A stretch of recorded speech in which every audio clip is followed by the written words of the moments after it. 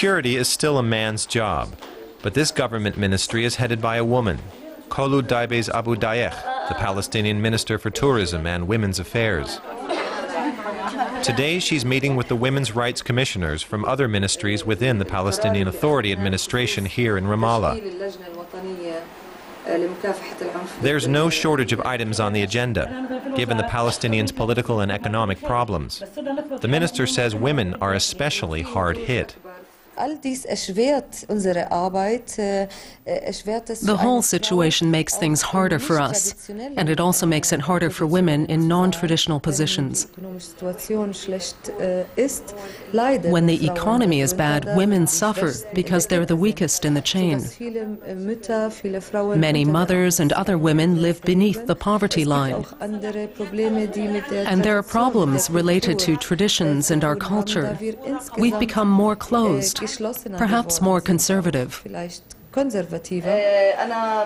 It's one meeting after another for the minister, who was first exposed to equal opportunity issues during the 12 years she lived in Germany. At the age of 18, she went to Hanover on scholarship to study architecture and monument preservation. In 1994, she returned to her homeland.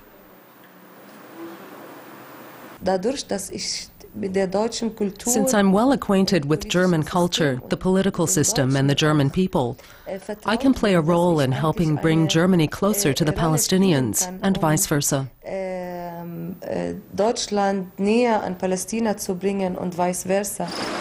But her job isn't an easy one, since women's issues are hardly a top priority in times of political crisis.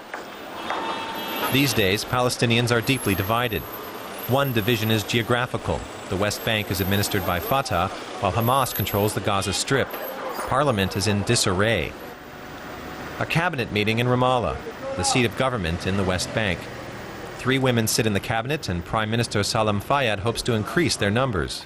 I think it is very important to give women in all walks of life and places of employment, positions, no less opportunity than men get. It's absolutely essential that we get there, and we get there as soon as possible.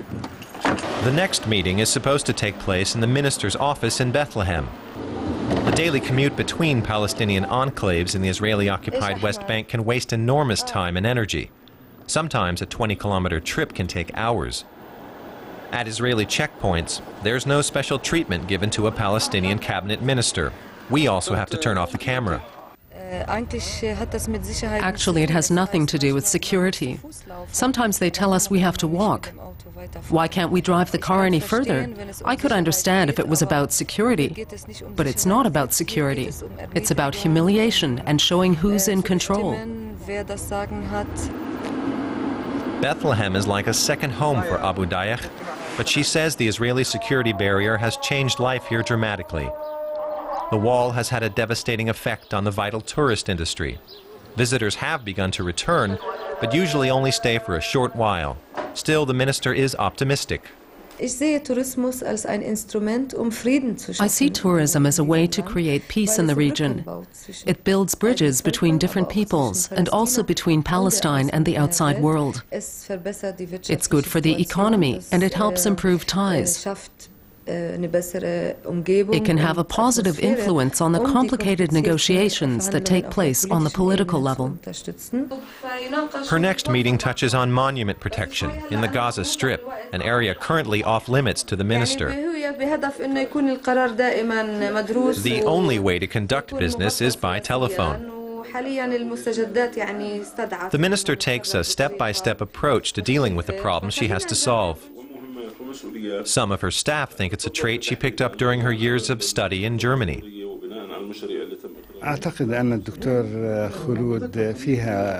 I really do think she's strongly influenced by the German culture. You could say she's very Germanized, especially when it comes to her work ethic and keeping order. Everyone she works with values those traits.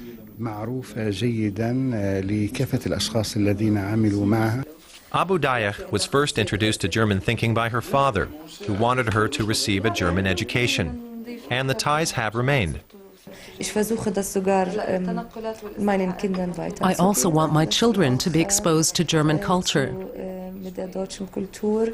At home, we all speak German and read it. We have German friends and we travel to Germany. And I still try to help students study in Germany. So I don't really feel like I ever left Germany.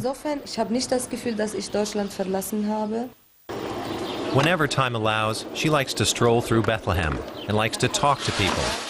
Many in the town know her from her days as the director of a cultural heritage center in Bethlehem. Her style is widely praised. It keeps like a relationship with the people, and that's very good to keep. She can come and see also things on the ground, which is good to inspect things and to see them on reality. I appreciate this kind of movement, and I think other ministers should come and do the same.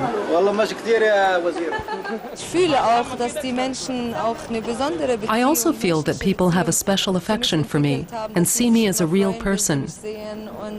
I think they're happy to see me. And that gives me the strength to carry on, even though my job is really quite hard. At the end of the day, I think, how can you keep doing this? Abu Dayyeh says she hopes her efforts will benefit her children and inspire others to help work for a brighter future for their Palestinian homeland.